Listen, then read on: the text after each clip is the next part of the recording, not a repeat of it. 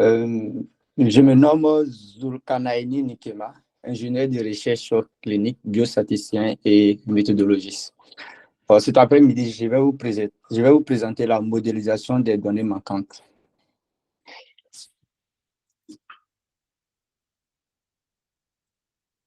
Cette, cette présentation sera structurée en 6 parties. Une première partie, nous allons d'abord poser le contexte et les généralités sur les données manquantes. Ensuite, il s'agira de déterminer le type de données manquantes, c'est-à-dire la distribution de nos données manquantes. Ensuite, nous allons aborder les méthodes d'imputation et nous allons passer plus de temps sur la méthode d'imputation multiple. Il y aura aussi une étude pratique avec des données réelles sur R qui va prendre, je pense, 1 heure du temps. Et ensuite, nous allons faire une conclusion où nous donnerons des recommandations.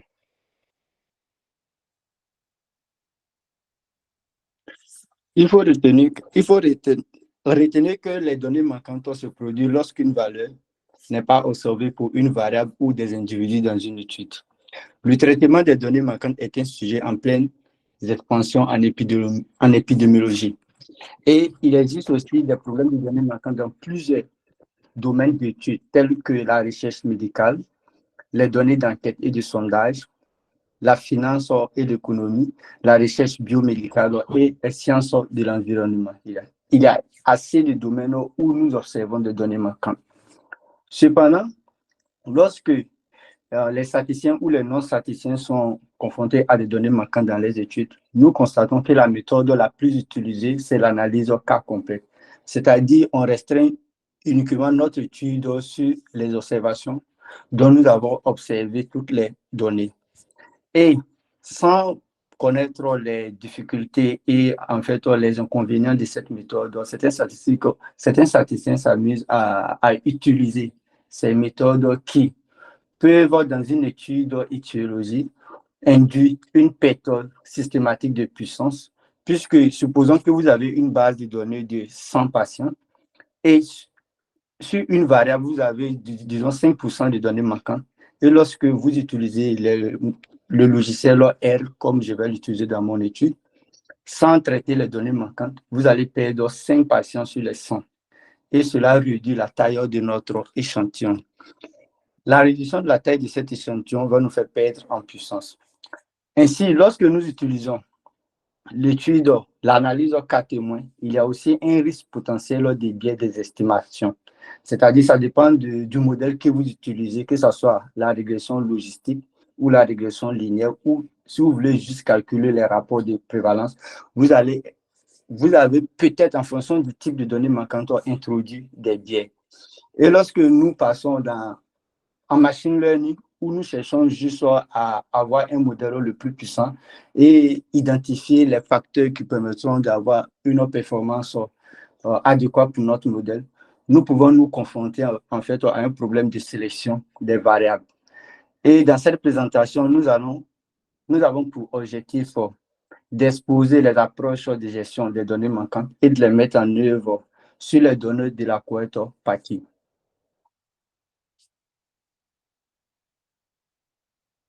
J'avais oublié, si d'autres ont des questions, vous pouvez m'interrompre ou s'il y a des choses que vous ne comprenez pas. Là, je vais vous présenter le mécanisme des données manquantes. Comprenez qu'il existe 3 types de données manquantes. La première, c'est les données manquantes complètement hasard ou MCA, généralement vous verrez dans les articles. On dit qu'une donnée est complètement hasard si la probabilité qu'une donnée soit manquante ne dépend pas des valeurs observées. Supposons que nous avons, je prends un exemple, une base de données avec 5 variables. Et sur la variable I5, on a des données manquantes. Et le fait que pour un individu, on a des données manquantes ne dépend pas des variables de notre étude. Et en fait, la variable est manquante aléatoire. On dira que le processus de données manquantes est manquante complètement hasard. Lorsque la probabilité qu'une donnée soit manquante dépend uniquement des valeurs observées, j'ai bien dit des valeurs observées, c'est-à-dire on a dans notre base de données, on a 5 variables et peut-être il y a une variable qui influence, supposons on a une base de données où on a une variable qui détermine si pour des raisons pratiques dans une culture, on dit, bon, vous n'avez pas le droit de consommer de l'alcool et la personne doit répondre oui ou non. Et on a une autre variable dans la même base de données qui demande à quelle fréquence vous consommez euh, l'alcool. On est d'accord que les patients qui ont, bon, les individus qui ont moins de 18 ans auraient tendance à dire non, qu'ils ne consomment pas de l'alcool. Et après, on peut voir qu'au niveau de la consommation, il était dit peut-être une fois ou deux fois. Donc, il y a une variable, en fait, dans notre base de données qui influence sur le processus de nos données manquantes. À ce moment, nous disons que les données manquantes sont au hasard. Et on a le troisième type de données manquantes que nous appelons les données manquantes non au hasard ou MNA. C'est-à-dire, pour qu'une donnée soit manquante, c'est que la valeur de la donnée est manquante dépend des valeurs observées et des valeurs non observées. En fait, là, ça devient un peu plus complexe puisque quand on dit des valeurs non observées, il y a plusieurs valeurs qu'on ne peut pas observer dans une étude, disons à l'infini. Donc, c'est compliqué en fait de démontrer cette propriété. Et je vais vous expliquer pourquoi c'est compliqué de démontrer et dans la mesure, si on n'arrive pas à démontrer, quelles sont les analyses supplémentaires à faire.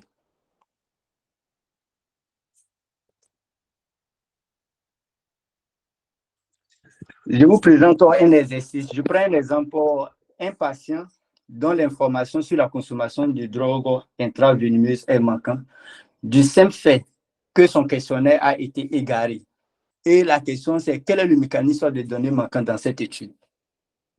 La question est ouverte à tout le monde.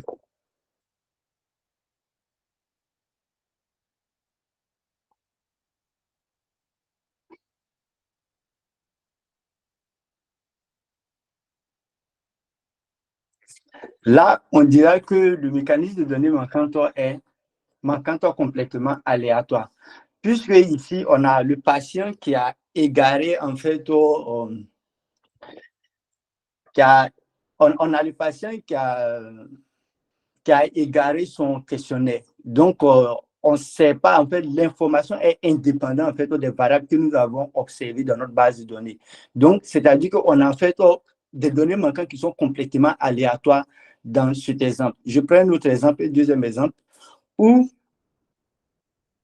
on nous dit dans une recherche se penche sur la consommation de drogues intraveineuses et il est envisageable que les personnes utilisant ces substances sont moins susceptibles de délivrer cette information en raison d'un certain tabou encourant ces pratiques.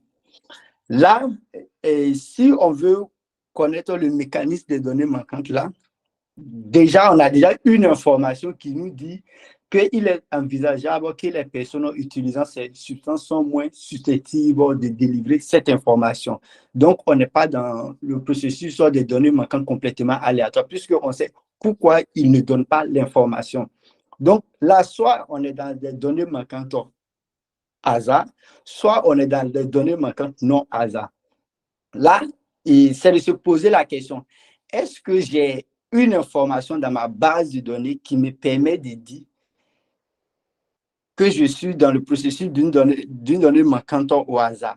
Peut-être qu'on a observé, on a une variable qui nous dit si la personne consomme de la drogue. Si oui, on peut dire oui qu'on a une donnée manquante au hasard, mais peut-être aussi qu'on a d'autres variables qu'on n'a pas collectées, non observées, comme par exemple les pratiques tabous, qui peut nous permettre qui permet de dire on est dans un processus de données manquantes non au hasard. Donc là, on est un peu dispatché. Donc, je vous propose deux réponses. Soit on est dans les données manquantes au hasard, soit on est dans les données manquantes non au hasard. La question qui se pose, quelle est la différence? Bon, je peux prendre les données manquantes au hasard ou je peux prendre les données manquantes non au hasard, mais dans les méthodes d'imputation, vous verrez plus tard que le mécanisme de données manquantes est très important pour utiliser les méthodes d'imputation. Et là, on va beaucoup discuter sur les données manquantes au hasard et les données manquantes qui sont complètement au hasard. Mais concernant le processus des données manquantes non au hasard, je vais juste vous dire qu'est-ce que vous devez faire de plus lorsque vous avez le mécanisme de données manquantes non au hasard.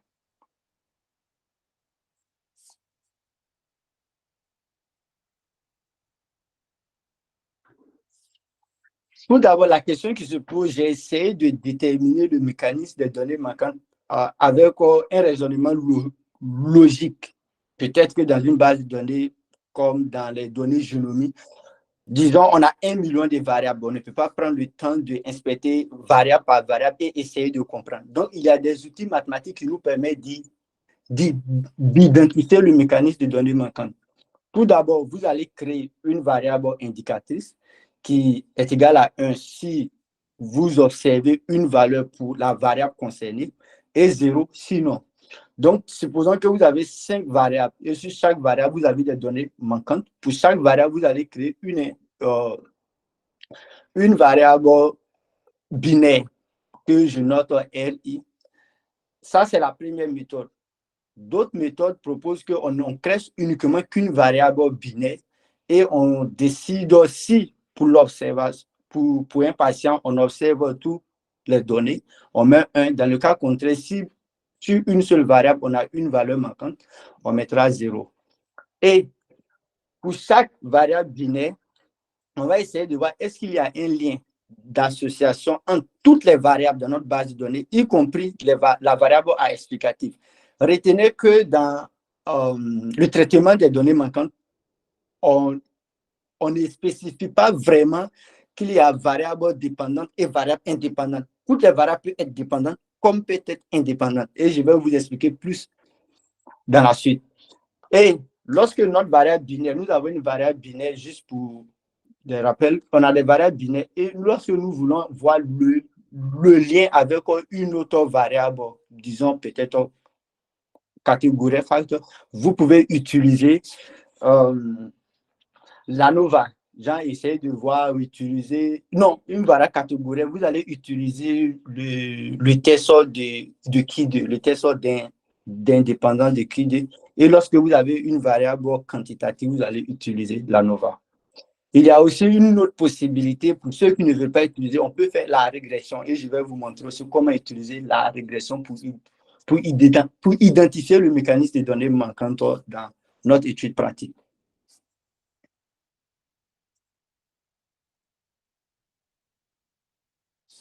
Là, je prends un exemple où nous allons essayer de déterminer le mécanisme des données manquantes. Nous avons une variable à expliquer que je note M et 4 variables d'exposition. Sur les 4 variables, nous avons des données manquantes. Donc, je vais créer 4 indicateurs. R1 pour la variable indicatrice de données manquantes de l'exposition 1 et R2 pour l'exposition 2, ainsi de suite. Les cases vides, c'est-à-dire il n'y a pas de lien entre la variable indicatrice et la variable d'exposition ou la variable à expliquer. Lorsque nous prenons la variable R1, on voit qu'il n'y a pas de lien. Donc, dans le cas, on dira que dans notre étude, notre mécanisme de données manquantes est complètement aléatoire. Et voici la meilleure manière d'identifier. On dit qu'elle est complètement aléatoire. Lorsque nous prenons la variable indicatrice R2, on voit qu'il y a un lien entre R2 et la variable d'exposition 1 et aussi il y a un lien entre R2 et la variable d'exposition 3. Donc, nous dirons que nous avons des données manquantes qui sont au hasard. Et là, je mets E devant pour dire c'est avec les variables explicatives qu'il y a en fait un lien. Lorsque nous prenons R3, on voit qu'il y a un lien entre R3 et la variable à expliquer. Donc, nous dirons que les données manquantes sont au hasard. Et lorsque nous prenons R4, on voit qu'il y a un lien entre R4 et M. Donc, nous dirons qu'il y a un lien. Donc, ce tableau nous permet d'identifier le mécanisme des données manquantes.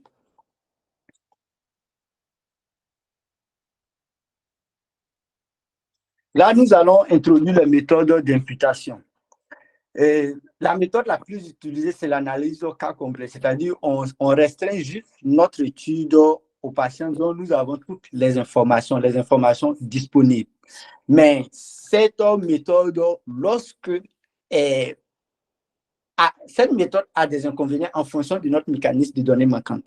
Je prends un exemple. Si vous avez un mécanisme de données manquantes qui est complètement aléatoire, vous aurez des estimations qui ne sont pas biaisées, mais vous allez perdre en puissance puisque vous allez réduire la taille de votre échantillon. Et lorsque le mécanisme de données manquantes est complètement aléatoire, le fait de supprimer les observations dont nous n'avons pas la totalité des informations, nous allons avoir un sous-échantillon aléatoire. Mais par contre, lorsque nous avons le mécanisme de données manquantes est au hasard, nous avons une perte de puissance et en plus d'une perte de puissance, nous aurons des estimations qui sont biaisées. Et dans une analyse multivariée, le processus de sélection des variables est faussé puisque vous allez apporter plus, parce que votre modèle aura tendance à sélectionner les variables dont nous avons la totalité des informations au détriment des variables où nous observons assez de données manquantes. Plusieurs personnes utilisent cette méthode puisqu'elle est simple à mettre en œuvre et c'est la méthode utilisée par défaut par les logiciels statistiques.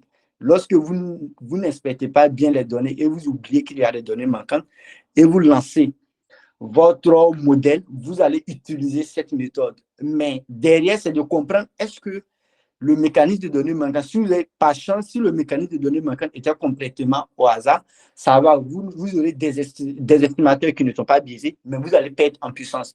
Mais par contre, si vous avez des mécanismes qui sont au hasard, là, vous avez des estimateurs qui sont biaisés et vous ne savez pas que vous produisez des résultats qui sont biaisés. Donc, je pense qu'à partir de ce soir, vous saurez pourquoi il est important de corriger les données manquantes. Et là, je vais vous présenter deux cas pratiques. Une avec des simulations où on essaie de voir, peut-être, je vais vous présenter ça, je ne suis pas trop sûr. Avec des simulations, on essaie de voir comment varie le biais en fonction du mécanisme des données manquantes. Et l'autre, c'est avec des données réelles, en fait. Je vais passer plus de temps là-bas, puisqu'on travaille généralement tous sur des données réelles.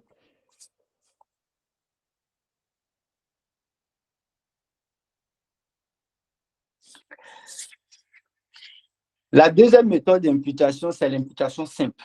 C'est tout simplement, on cherche à remplacer notre donnée manquante par une estimation unique. Mais là, c'est généralement, on dit on remplace par la moyenne, la médiane, le premier décile. Ça dépend des méthodes et ça dépend en fait des recommandations et des objectifs de l'étude. Et c'est une méthode qui est vraiment simple. Beaucoup aiment l'utiliser, puisque quand ils ont des variables quantitatives, ils préfèrent utiliser la moyenne et la médiane pour imputer. Et quand ils ont les variables qualitatives, d'autres, c'est le mode. Mais pour imputer aussi avec une imputation simple, c'est de comprendre en fait le mécanisme des données manquantes. En fait, tout se résume sur le mécanisme des données manquantes. Lorsque vous êtes sous l'hypothèse que les données manquantes sont complètement aléatoires, vous pouvez remplacer par la moyenne, la médiane. Vous aurez des estimateurs qui sont non biaisés et c'est vraiment bien. Vous n'allez pas perdre en puissance. Sous l'hypothèse des données manquantes qui sont hasard, il faut remplacer par la moyenne des observations qui sont similaires ou par la prédiction à l'aide d'un modèle de régression. Ça dépend, vous pouvez faire un modèle de régression linéaire ou un modèle logistique en fonction de vos objectifs. Mais pour les méthodes stochastiques, souvent, on décide de faire un tirage aléatoire. On fait un tirage aléatoire suivant une loi, peut-être une loi binomiale ou soit une loi normale, et on fait l'imputation avec le tirage. Mais l'inconvénient de l'imputation simple, c'est qu'on ne prend pas en compte la variabilité autour de la valeur imputée. Puisque, supposons, pour celui qui impute avec la moyenne et une autre personne qui impute avec la médiane, on n'aura pas en fait le même jeu de données pour les analyses. Et peut-être aussi pour les tirages aléatoires, en fonction lorsque tu tires plusieurs fois, tu verras que tes valeurs ne seront pas identiques. Et pour prendre en compte la variabilité autour des données imputées, nous allons maintenant introduire l'imputation multiple. Et de nos jours, nous disons tous que c'est la méthode standard, gold standard, la méthode la plus utilisée. L'objectif, c'est de remplacer chaque valeur manquante par plusieurs. valeur estimée. Et pour, pour, pour appliquer en fait l'imputation multiple, il y a plusieurs étapes à respecter et on utilise en fait des modèles de régression dans l'imputation multiple. Et je vais vous présenter en fait, il y a les modèles paramétriques qu'on utilise en imputation multiple et des modèles non paramétriques. Donc, c'est-à-dire, avant même de faire ton modèle statistique, lorsque tu as des données manquantes, tu fais déjà une modélisation même avant de faire la modélisation que tu veux faire pour ton rapport d'étude. Donc, l'imputation multiple peut être divisée en trois parties. Il y a une phase d'imputation, ensuite une phase d'analyse et il y a une phase de combinaison. On va combiner les résultats. Là, à partir de ce schéma, vous voyez que là, je vais imputer 5 bases. La difficulté dans les modèles d'imputation, c'est identifier les variables que nous allons inclure dans le modèle d'imputation. Quel est le modèle d'imputation qu'on doit utiliser? Quel est le nombre de bases à générer? Ça, retenez qu'il y a ces trois principes à comprendre. Et la question qui se pose, lorsque vous utilisez l'imputation multiple, vous faites automatiquement l'hypothèse que le mécanisme de données manquantes est au hasard. C'est vous avez des MAR. Donc, puisque vous faites déjà cette hypothèse, supposons que dans votre jeu de données, vous avez en fait l'hypothèse sur le mécanisme de données manquantes qui est manquante non au hasard. Donc, vous allez utiliser l'imputation multiple. Mais sauf que là, vous aurez des résultats biaisés. Mais cela va dépendre. Je vais vous expliquer pourquoi on aura des résultats biaisés dans un cas et dans un autre cas, on n'aura pas des résultats biaisés. Et je vais vous dire comment combiner les résultats.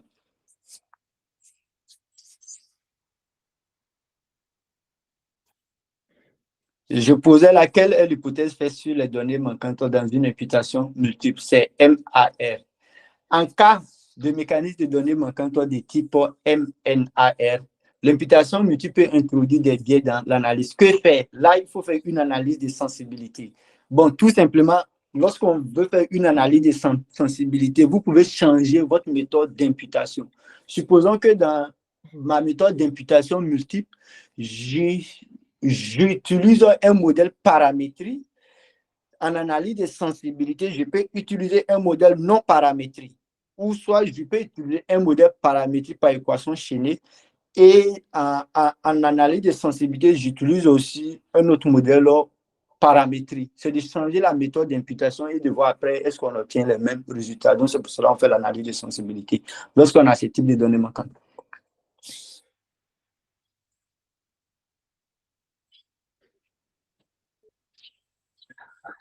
Donc, comme je disais, les principes de l'imputation multiple, il y a la phase d'imputation où les données manquantes sont estimées M fois à partir d'un modèle spécifique.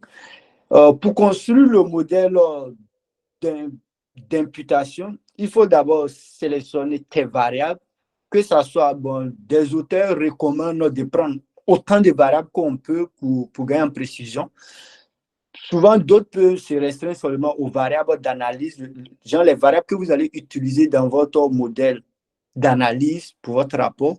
Mais je pense que c'est préférable d'utiliser autant de variables que vous pouvez puisque vous ne perdez rien et les ordinateurs ont assez de puissance. Et lorsque vous avez choisi ces variables, vous allez construire votre modèle d'imputation. Et dans mon exemple, je vais utiliser le package MICE qui, pour le modèle d'imputation, pour chaque variable, nous allons en fait spécifier un modèle, puisqu'il y a plusieurs types de modèles d'imputation, mais je vais vous expliquer pour MICE comment il fonctionne. Pour chaque variable de notre base de données, nous allons spécifier un modèle. Si vous avez une variable binaire, vous allez par exemple spécifier que nous avons un modèle logistique. Si vous avez une variable quantitative, vous allez spécifier que vous avez une régression logistique. Ça, je parle des variables dépendantes. Hein. Si vous avez une variable catégorie, vous allez spécifier le modèle. Donc, vous avez autant de modèles que vous allez spécifier. Et là, pour la régression linéaire, Et on sait tous qu'il y a l'hypothèse de normalité sur la variable à expliquer, mais Maïs, en fait, s'affranchit de cette hypothèse. Même si elle n'est pas vérifiée, nous aurons en fait des, des, des valeurs estimées dans notre imputation fiable. Ensuite vient la phase d'analyse séparée. Sur chaque base de données, je reviens.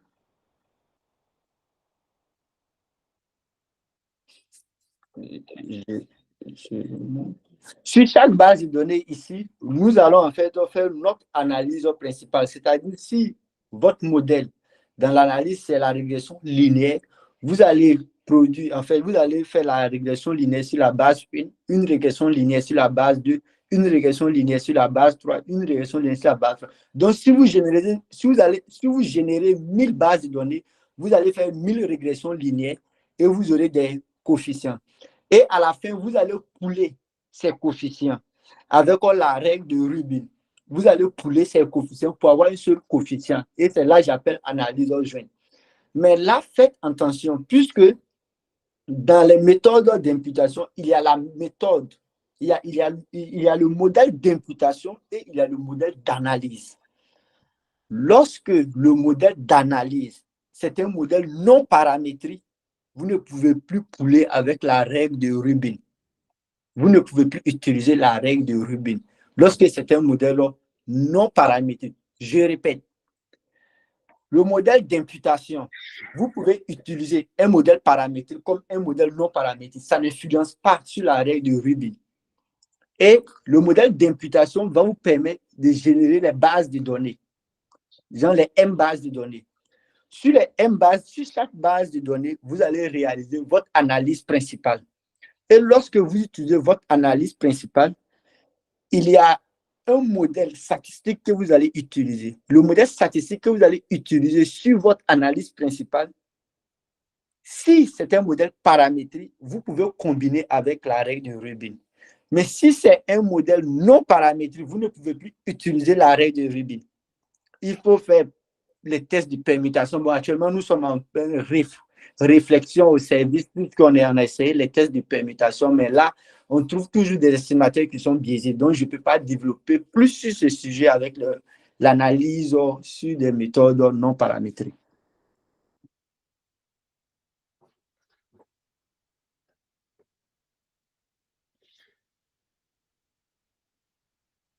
Avez-vous des questions?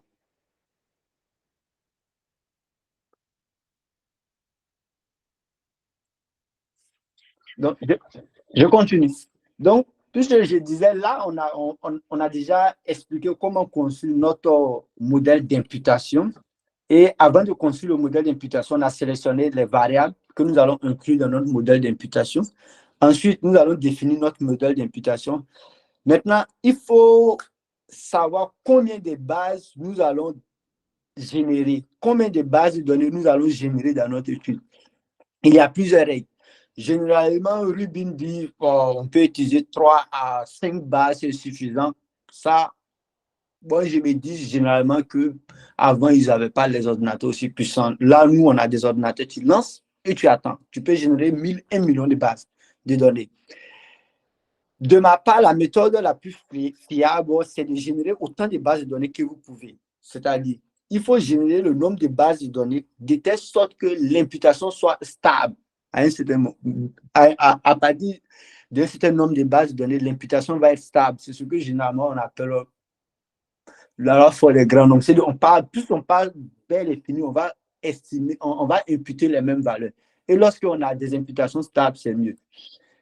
Là aussi, j'ai une précision. Lorsque vous utilisez l'imputation multiple avec le package Mice, il y a la racine qu'il faut préciser, puisque si vous ne précisez pas la racine, ne soyez pas surpris qu'à chaque fois que vous lancez vos codes, vous avez des estimateurs qui changent, puisque vous n'avez pas précisé la racine. Donc, c'est important de préciser.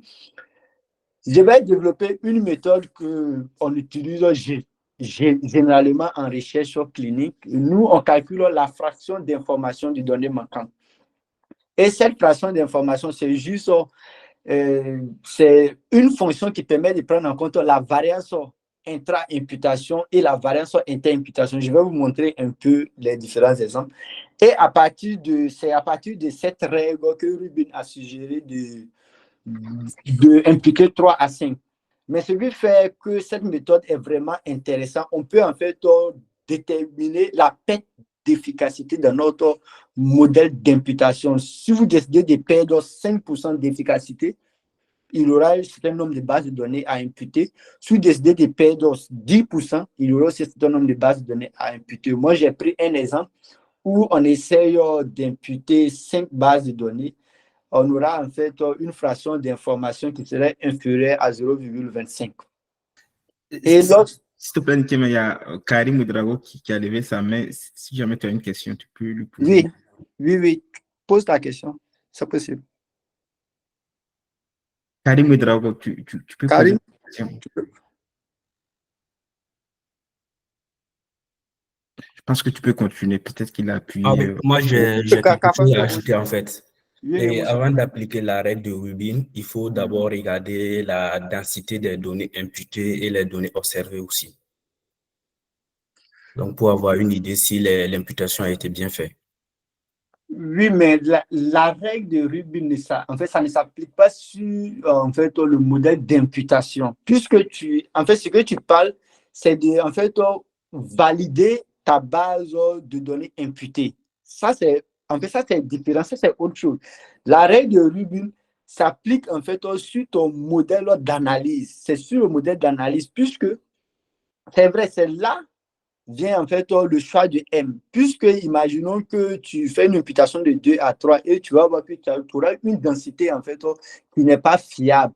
Et je pense que j'ai ça dans ma présentation et dans l'étude pratique. On aura une densité qui n'est pas fiable. Donc, pour moi, la règle de Rubin s'applique aussi à l'analyse principale et non sur le modèle d'imputation. Je ne sais pas si on se comprend. Ah oui. Oui, Karim? Je ne sais pas si Karim est toujours là. Non, ce n'est pas celui qui avait posé la question, c'était Moussa Kafando, je crois. Oui, tu peux continuer. Vas-y. D'accord, donc. Désolé pour ceux qui ont leur micro activé, s'il vous plaît, essayez de les désactiver. Merci. Le Mano Ouedraogo, essaie de couper ton micro. Merci bien. Tu peux continuer, Nikema. Merci. Ok, donc je vais vous présenter 2 exemples. C'est vrai qu'on a beaucoup parlé sur l'imputation, mais je vais vous présenter 2 exemples. Là, on a 2 variables où on a des données manquantes sur la variable is1. On constate que c'est 8 non, 1, 0, 1, 0. Donc, on dira que ça, c'est une variable binaire. Et là, on veut faire une imputation. On veut remplacer ces données manquantes. Généralement, si on veut utiliser l'imputation simple, on dira qu'on va remplacer par le mode. Mais là, on verra que c'est un peu compliqué. Tu peux mettre 1, 1, 1, 1 pour tout. Là, je vais vous expliquer avec l'imputation multiple. D'abord, dans notre modèle d'imputation, on aura, avec le paquet MICE, bien sûr, je parle sur MICE, on aura 2 modèles là. Si on considère X1 comme notre variable à expliquer, on aura une régression logistique. Si X2 est notre variable à expliquer, on aura une régression linéaire. Mais si notre régression linéaire, en fait, on s'affranchit de l'hypothèse de normalité sur X2. Et tout d'abord, MICE génère en fait des variables initiales, des valeurs initiales. Genre, il met 0, 1. Ça, c'est arbitraire. Tu peux décider à la place de 0, mettre 1 ou à la place de 1, mettre 2 si tu veux faire à la main. Et lorsque notre modèle d'imputation, on a construit notre modèle d'imputation. Moi, j'ai une question un peu bête. Non, pas de question bête. Ma question, c'est comment est-ce que tu choisis si c'est X1, ta variable à expliquer, ou c'est X2? MICE le fait automatiquement pour toi. Allô? Oui, ok, d'accord. Ok. MICE le fait automatiquement. Là, je vous présente en fait la philosophie, comment le package raisonne. Sinon, tu n'as pas besoin de connaître comment tu as fait, mais MICE le fait automatiquement. C'est direct. Donc, je continue. Là, puisque notre variable X1, c'est une variable binaire, on va utiliser une régression logistique. on va estimer le coefficient de notre régression. Ensuite, lorsqu'on finit d'estimer, on va calculer le poids. Je ne veux pas, puisque je sais qu'il y a d'autres ici qui ne sont pas stat, on va calculer le poids. Et ensuite, pour chaque variable, pour chaque donnée manquante, on va calculer un poids. Et ensuite, on va générer des valeurs suivant une loi uniforme.